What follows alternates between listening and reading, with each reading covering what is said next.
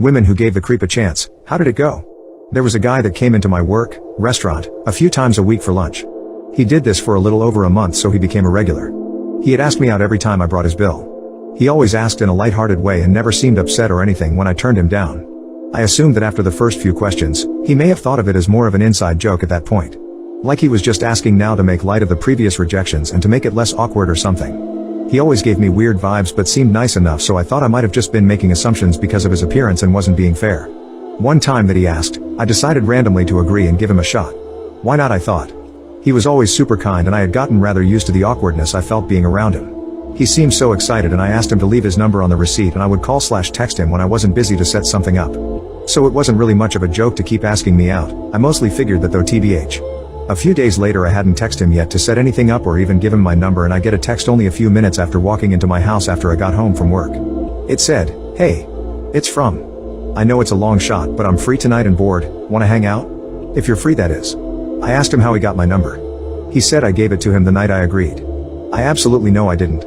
I got really creeped out but decided not to confront him about it and just play like I'm a ditz and believe that I must have done that. I just didn't remember because it was busy. I told him that I wasn't free to hang out that night, that I was going to be working later to help cover a shift and then would be pretty pooped by the time I was off. I only ever saw him come in for lunch, not ever dinner shifts. A few minutes passed before he responded. He said, "Why are you lying to me?" I just responded with, "What? Lol." He said, "I know you were home. If you didn't want to hang out tonight you could have just said so." Alarm bells rang in my head. I thought, there's no way he's outside my house. He is just trying to call my bluff. Creepy but not a full-blown stalker. But I felt exposed. I felt the crawling on my skin that only burns into you when someone is staring at you. The vulnerable pulses that are felt only by prey. I looked out through the blinds of my bedroom and he was parked right outside my house. I could see his face lit up by the phone screen. He was so close. I texted him and said, "Ahaha, you caught me. How did you know I was bluffing? I'm sorry. I do want to hang out soon. I'm just not feeling up to it tonight." And called 911. The police showed up and went up to his car and talked to him for a bit. He drove away a few minutes later and then the officers came to my door. They told me that they acted like a random neighbor complaining about a strange car. They didn't implicate anyone but made it seem like it was an older person, so probably not me. They took his plate information but asked him politely to move so he didn't upset anyone in the neighborhood, and he complied. I went to my friend's house that night and filed a restraining order the next morning. I later found out that he most likely got my number from the shift sheet behind the hostess counter, because several coworkers had seen him, at different times, snooping back there and kindly stopped him. He, I guess, grabbed a roll of silverware claiming that the server hadn't left him any and he didn't want to bother anyone because he knew they were busy, so just grabbed it himself. This stopped anyone from suspecting him of anything odd. And that his car had been parked at my house almost every night, neighbor's security camera. I don't know how he got my address, but I assume he must have followed me. He must have been full on stalking me for a while. He did come into my work a day or two later for lunch acting like everything was normal. I immediately went and got my manager and she informed him that he had a restraining order against him preventing him from eating there because he would be in violation of it. I had already changed my phone number, so I don't know if he tried to text me, and I didn't sleep at my house for weeks, but I never saw him again after that. And I often find myself thinking back to that time and wondering how much more he did and for how long that I don't know about. Like, maybe he stalked me long before he started coming into the restaurant, and only started coming in there because he felt more brave than before to interact with me. How much of my private moments throughout my life were actually not private? Also, I have never once stopped feeling scared that he might have still stalked me and knows where I am even now, but is keeping himself hidden. I doubt it, but the fear is still there. I have never felt comfortable being alone. Ever. Most of this would have still probably happened even if I didn't agree to give him a chance. But if he hadn't slipped up about having my phone number when he shouldn't, I would have gone out somewhere with him, and who knows how badly that could have ended. What is the worst first date you have ever been on? More like a first date that never wanted to end, so this might be long. I had just moved to a different state and decided to try out the online dating scene. This was before the days of Tinder, and Match.com was one of the only options. I matched with a guy that seemed to be pretty genuine, decent looking, and wasn't horrible in phone/text conversation. We decided to meet at a restaurant to grab appetizers and drinks. When we got there, the conversation seemed great. He even looked like his picture. Shortly after getting there, we both decided to order dinner because we were both hungry and had a rough day at work. He offered to pay. Shortly after ordering, he grabs my hand as it was resting on the table next to my drink. He proceeds to hold it and seems to have no desire to let it go. Sadly, he still seemed very genuine. He then switches our conversation from work and friends to how he has baby fever. We're both in our young 20s, mind you. He's still holding my hand.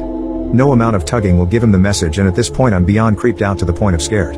I don't believe I said a word to him after he uttered the words baby fever. Food comes. Thank heavens. I can finally get my hand back. Nope. Think again. He wants to hold hands and eat at the same time. Of course, me being a young 20-something, I ordered a salad, which is totally doable with only one hand. Rookie mistake. The waiter comes over and can obviously see my desperation. I'm fairly certain I'm sweating at this point, my hand feels gross, and I'm awkwardly looking around for an exit strategy. I can't even grab my drink without making a bigger effort, then the glorious moment happens. The waiter accidentally spills my wine on my date. My hand is finally free. My date rushes off to the bathroom to clean up. He seems overly understanding after having an entire glass of red wine dumped on him. The waiter apologizes, then looks me dead in the eye and says, "I got you, go now. I'll take care of it." I immediately got up, said, "Thank you," and got out so fast I almost forgot my coat. Waiter chased me down to give it to me. At this point, I have no clue what happened after I left and I didn't care. I get a text later from my date that says how he hopes everything is okay. Ignore and block. A day or so later, I get a message from a coworker that someone is waiting in the hallway for me. Where I work, you can't get into the building without being an employee. I think nothing of it and walk out to see who it is. It's common to wait there as our office is only open for the IT nerds. I open the door, turn to see who's there, and yelp. Excited to see me? And I'm effed. I must have had the biggest look of disgust and terror mixed with gas on my face. Mr. Creepy Handholder Online Dating Sucks First Date works at my company.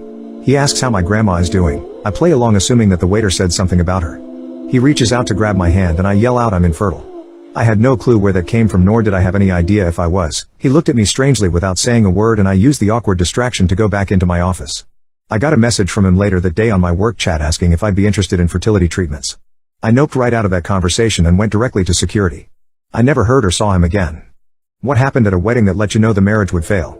My cousin Jan's wedding was basically just a preamble to an elaborate dance of divorce that we all knew was coming from the moment the engagement began. For context, this took place 15 years ago in the backwoods of NC. My family is just a generation or two removed from snake handling in church, so some of the wackiness is the product of upwardly mobile inbreeding and redneck gumption. Just a few things that come to mind. Her fiancé proposed to her over the corpse of her father. He was over with the family watching TV when Jan's dad collapsed on the floor. He died before emergency services arrived. Her boyfriend grabbed her hands as she was sitting next to her father's body, pulled her up to her feet, and then asked her to marry him. He later said that he didn't want her to get away. The fiancé then disappeared for a month the week after the funeral. Nobody knew where to reach him. The bride's white trash mother told Jan that she had to get married within 4 months because she, the mother, my aunt, planned to move to another state with her new boyfriend to avoid bill collectors. When Jan's fiancé showed back up, he was cagey and weird. Eventually, it came out that he'd been living with his ex-girlfriend because she insisted that he had to give her a month of his life, or she'd take him to court for child support that he was supposed to be paying on their infant son, but had never paid. Throughout all of this, Jan continued to insist that she wanted to marry him. My mother and I did most of the wedding prep and arrangements. Jan's mom, despite insisting on the 4-month timeline to help pay for the wedding before her move, never contributed a dime, and we were both pretty convinced that the wedding was going to be cancelled at any moment. But, the day arrived, and so did the principal players.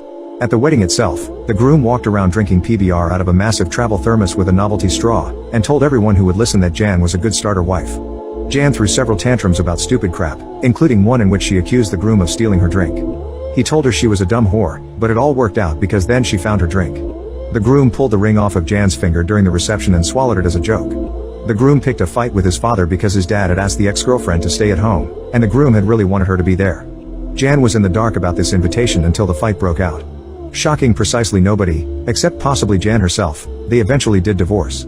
Eating the ring caused the groom some discomfort, so they had to cancel their honeymoon to the mountains so that he could go to the ER and get hospital-grade laxatives. They lost money on the cancellation and the ER visit, which they really didn't have to lose. That resulted in some immediate debt problems, and they lost the trailer they'd planned to rent when they couldn't come up with a deposit. That resulted in both of them moving into the groom's parents' home, into his old bedroom. Things went downhill from there. The groom's ex-girlfriend popped back up less than 3 months after the wedding, heavily pregnant with his second child. She went after him for another shared month, but Jan wasn't cool with it. The ex ended up taking him to court for child support. Jan got a second job to make ends meet while resigning herself to living with her in-laws for a while longer. One day, after he dropped her off at work, the groom sold Jan's car. He then disappeared for several more weeks. She lost both jobs, and shortly thereafter realized she was pregnant. The groom accused her of cheating because he thought he couldn't have more than 2 children in a lifetime, and his ex-girlfriend had already filled the quota. As I understand it, this is what ultimately caused the rift in their relationship.